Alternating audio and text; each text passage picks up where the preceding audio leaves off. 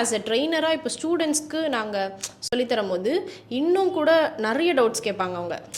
இது என்ன, அது என்ன, அது என்ன, அந்த மாதிரி. இப்போ நாங்கள் கற்றுக்கும் போது ஒரு லெவலில் கற்றுக்கணும். அதுக்கப்புறம் செமினார்ஸ்லாம் போயிட்டு கூட நிறைய லேர்ன் பண்ணியிருக்கோம். பட் இன்னும் கூட அப்கிரேடடாக லேர்ன் பண்ணணும். இப்போ நாங்கள் ஒரு கிளாஸ் கண்டக்ட் பண்ணுறோம் அப்படின்னா இப்போ லேட்டஸ்ட்டாக இருக்க டெக்னிக்ஸ் எல்லாமே வந்து கற்றுக்கணும். அதான் மெயின். இல்லைனா அன்இவன் டோன் இருக்கும் ஸ்கின்ல. அந்த மாதிரி இருக்கவங்களுக்கு நம்ம இங்கெல்லாம் கவரேஜ் பண்ணி நம்ம கன்சீல் பண்ணி இங்கே பண்ணியிருப்போம். அது மட்டும் பார்த்தீங்கன்னா துடைக்க வேக்குது அப்படி ஸ்வெட் எடுத்து துடைக்க அந்த இடம் மட்டும் பேட்ச் ஆகிடும். ஐ கீழே வந்து அந்த மாதிரி கோடாக வந்து பிளாக்காக இருக்க மாதிரி இருக்குது. நெக்ஸ்ட்டு ஃபோர்ஹெட் அதுவுமே வந்து டார்க் ஸ்கின் போடும்போது தான் ஒரு மாதிரி பேட்ச் ஆகிடுது. நம்ம மேக்கப் போடும்போது இந்த நீங்கள் சொன்ன மாதிரி ஸ்மைலி லைன்ஸ் வந்து ரொம்ப ரொம்ப லைன்ஸ் அதிகமாக தெரியறதுனால.